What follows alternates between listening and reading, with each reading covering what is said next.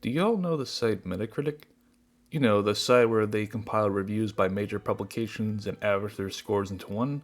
Strangely enough, I was glued to that site during my high school years, where I even made an account and attempted to write my own game reviews. I think I was just trying to emulate the game reviews I've watched around on YouTube, like from IGN and such, and even from other YouTubers, like Some Call Me Johnny for instance, most of which didn't hold up. I gave Sonic 06 a 7 out of 10. Nah man, I don't trust my 14-year-old self. Couldn't even bother to double check as I said stores instead of stories in my Medal of Honor Warfighter review. What the hell was I thinking? One such review was for Epic Mickey 2 on the Wii U, written in July of 2013. So why not give it a read, shall we?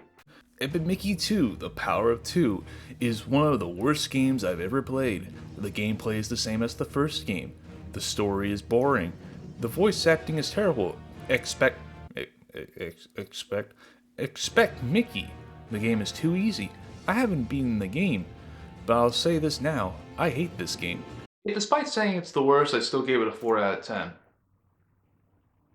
Review scores are dumb. Maybe there was a reason why I stopped posting on there. Now, nearly 12 years later, I'm back here to review this game again. Considering that, I think Epic Mickey 2 is fine. I didn't hate it, but I didn't love it either. I just feel indifferent to it, that's all. 2 financially and critically didn't do all that better compared to its original, receiving more mixed to negative reception. And like I mentioned in my Rebrush video, Juncture Point as well was shut down 2 months after the game's release, immediately stopping any chance for another continuation, well until the remake, but you get it. Now deciding which version to cover was tricky. I figured the Wii U version because it was the first version I owned. Don't play the Wii U version of Mickey 2. Good lord, the performance is terrible. Look at all this slowdown. Maybe I was onto something back then. Not only was this a launch title for the ill-fated console, but it was also released on Mickey's birthday. Talk about a shitty gift. Instead, I'll be playing the Steam version. I have read that there was some issues with this version, but besides crashing on me one time, and the performance being locked at 30 FPS unless you say using a mod, it's not too bad. So now, let's get into and talk Epic Mickey 2, The Power of Two. Yes, I'm trying to do this live action segment. Everything in the wasteland is returning to normal after the events of the last game, but now earthquakes have been plaguing the citizens. Quake! Alright, everyone's voiced now. Unlike the first game where every character was just grunting, everyone is now fully voiced. Voice acting itself is still good, I have not much to complain about, except for Hortensia. Hortensia, how did you get here? Well, you're not the only one who has adventures. Nails on a chalkboard, I tell you. The Mad Doctor returns, warning the citizens on Mean Street of the upcoming quakes, and offers to help find the solution to them. He also sings every line now. Oswald goes with the Doctor to hear out his plan. Meanwhile, Hortensia and Gus construct a TV to communicate with Mickey in the Toon World to ask for his help. Mickey returns to Yen Sit's workshop, where you think you have improved his security after the last game, but Mickey acquires the magic paintbrush again and returns to the wasteland. He meets up with the others, including Oswald, in Dark Beauty Castle, but soon another earthquake rocks the castle, and everyone retreats to Mean Street. Glad to see the 2D cutscenes are back, though the style is slightly different, but I still think they look great. Besides these little motion twings, is that what you call it, I think? After a brief meeting again with the Doctor, Gus suggests they should focus on getting the protectors on Mean Street back up and running again. Mean Street has seen a slight makeover. By that I mean it's now split into 2. Despite that, Mean Street is a little more explorative, introducing a new sub-area where we need to head to next, and... okay, need to address the rabbit in the room. Oswald is our partner throughout the wasteland this time, and yes, I love Oswald, I really do, but he's also one of the main issues I have with this game. For one, you can't switch between the mouse and the rabbit if you're, say, playing it solo. It's not a big deal per se. I would have liked something similar to how the LEGO games do it, where you can switch between the two on the fly, because otherwise you never get to use Oswald's gadgets. Hell, I never even bothered to upgrade him either, because what's the point when you don't have to worry about Oswald's health when playing solo? Maybe it was for the best, because Oswald's AI can be pretty brain dead at points. When it comes to interacting with objects in the world, he gets the job done. When it comes to combat, this is where I get a little steamed. There are now a new enemy type called Blotworks, which requires Oswald to stun them so that Mickey can use paint or thinner on them. But sometimes he just decides to run around and does diddly dick. Oswald, just sap the guy, what the hell are you doing? I mentioned how the combat in 1 was one of the weakest aspects of it, but at least in 1 it didn't take that long to defeat an enemy. I would imagine some of this would be alleviated if, say, I were playing with another player. It's just too bad the PC version removed the co-op feature, so it's best to get a console version, I guess, if you want that, and someone willing to play with you. The trio meet up with Gremlin Jamface, who explains to the group the substation for Main Street's protectors went down before the quakes, and now they have to head to Rainbow Caverns to find out who's been messing with the station. This is also where we enter the DEC, and there are 2D segments like the projectors, just not as interesting to go through, nor as fun. And after a while I forgot they were even in the game, there's only like 5 or so. They have their own unique charm with Disney memorabilia around. Projectors, however, are still in the game, thankfully, even if there's nowhere near as many as there were. Still, always a treat to go through, and now you can even choose which route the duo starts at. After traveling through the DEC, they run into Gremlin Prescott. They're unable to proceed as a section of the DEC has been flooded with thinner, and Prescott told Goofy to upgrade the pumps, which goes as well as you expect with Goofy. The group helps Goofy drain the thinner, and now the way is cleared. Before we can even enter the caverns, we need to sneak past some security using a fountain of invisible ink. There are now fountains of invisible ink and invincible ink. Both fountains are very situational. I only have to ever use them whenever it's mandatory, and in the latter's case, I only have used it like once.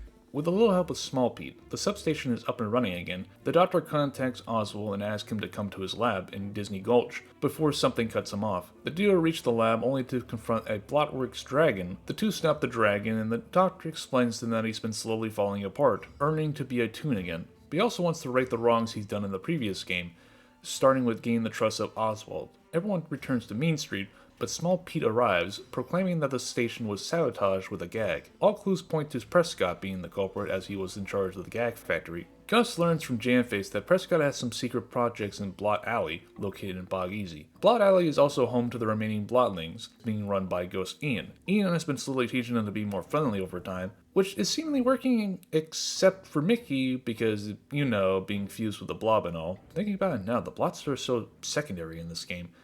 I mean, after being the big baddie from the last game, what else can they do really besides exist as a reminder of those events? Like the Slobber, for instance, you only fight one of them, and interestingly enough, it has a name? Delorus?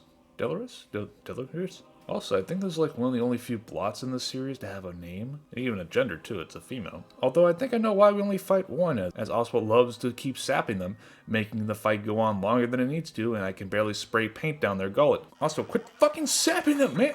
After a brief meeting with Petronic, they take a trip down memory lane and accidentally break a couple of things. Oh my! Oh, that's not right. Oh. My bad.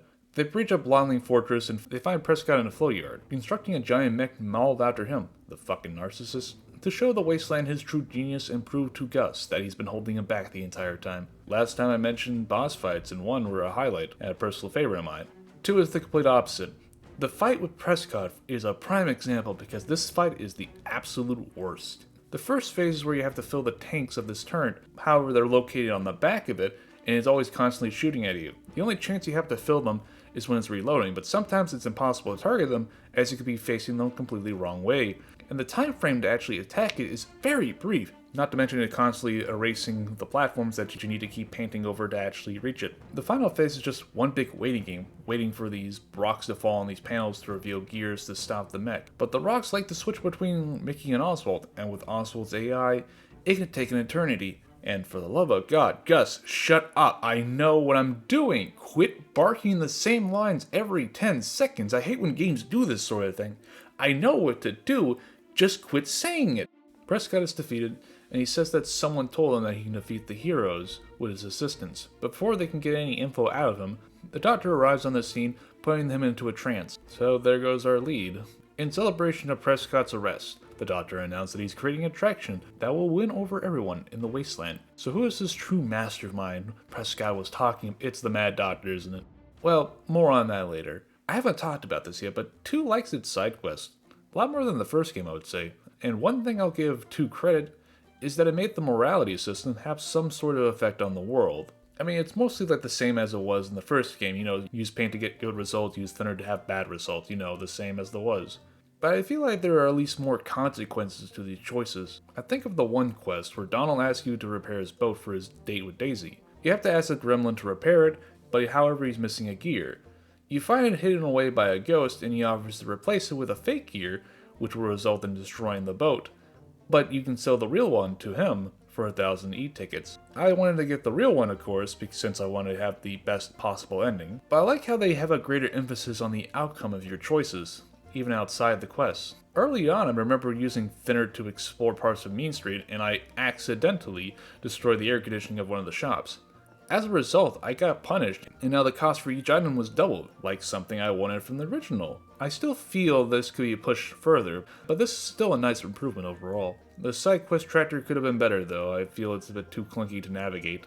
Pins were even given their own store this time, and using the bronze, silver, and gold pins you've collected throughout your journey, you can either unlock certain pins or randomly select a unique pin. They're still just collectibles, of course, but there are certain sets you can take to a gremlin at the arcade that'll give you e-tickets in exchange for them, which I find more rewarding, in a way. Even fast travel was improved with train stations that you can repair for quicker travel between the main hubs. You still have to pay for them, of course, but there's always enough e-tickets lying around if you need them. Well, getting them all up and running is pretty simple. Well, unless you are at the Bog Easy station. The dude running it won't work because his TV was broken as well, so now you have to slowly lure him to his station using his TV sketches again, which quickly disappear, and take an eternity to recharge, and you have to put him close enough to him, otherwise the guy won't follow it. Get your ass up and do your fucking job! Sorry, let's move on. Searching through Prescott's belongings, the group finds some clues leading them to Adventureland, which also leads them to discovering Autotopia, which was once thought destroyed during the Blot Revolt. They also discovered that the Doctor has been pumping the Guardians into a machine, and also being the main cause for the quake throughout the wasteland. I haven't talked about this yet either, but there are new worlds in 2, and don't really think they're all that great.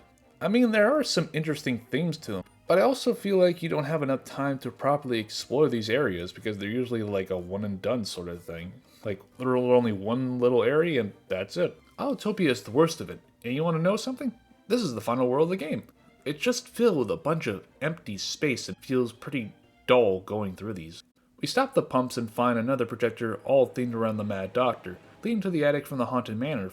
They find the Doctor's picture book diary, learning that the Doctor tricked Prescott into creating a TV set that will broadcast his show to the Toon World, and with his newly found notoriety, along with having the Guardians revert him back to a Toon, he can escape the wasteland, leaving in a state of disarray using his new attraction, and putting all the blame on Oswald and Mickey. They rush to the attraction and everyone has been kidnapped by the Doctor. He also proposed an offer to Mickey, having him free his friends and Guardians in exchange for the magic brush. Before giving up the brush, Oswald jumps in and interferes the trade, reassuring Mickey that they can stop him once and for all. After a fight that goes on a bit too long, Oswald jumps on the Doctor's machine to see if he can save him before falling into a pool of thinner. He tries to drag the duo down along with them, but thanks to a splash of paint to the face, the Doctor has a change of heart and saves the two in the nick of time. The Doctor is confused as to why they would save him after everything he's done, but he learns now that respect doesn't come from power, but comes from the courage to be a hero and the love of others. A little cheesy, but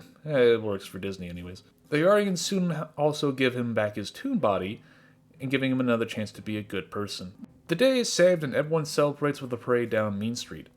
Ending, Ev Mickey 2's story.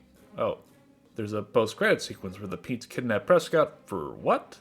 We never know, because this was the last game. This is why having a tease like this is a double-edged sword. It could potentially set up something exciting for the next game. But say if the series ends up getting cancelled, well, that's a plot point that never gets resolved. Also, what's with the Petes? They hint at some grudge they have, at least with Small Pete. Except for Petronic, he seemed pretty chill with the group. From what I researched, Pete was originally going to have a bigger presence in the story, by working with the Doctor as a spy of sorts, explaining why there's outfits that look too big for the Doctor in his attic. But this ended up being cut, of course. And that was Ev Mickey 2. And honestly, it's not the worst thing in the world like I said all those years ago. It's just a sometimes meddling one, if that makes any sense. At its best, it's a fairly average platform with plenty of charm and small improvements. But at its worst, it's a frustrating game that sometimes meanders through what feels like a compromised vision of a game that could have had more time in the oven. Alas, that's not what we got. I would still recommend the first game, but if you want more Ev Mickey, then I'll say you can play it too. You may find something you love in it. But if you didn't enjoy 1, I doubt 2 will fix that. But for me, nah, I have no interest in going back to this game. If, say, Purple Ant were allowed to make a rebrush version of 2, then I feel like they have a lot more on their plate to fix. Well, I've been Sonic Man, and I thank you for watching. Have a good day, or night, or whatever, and take care.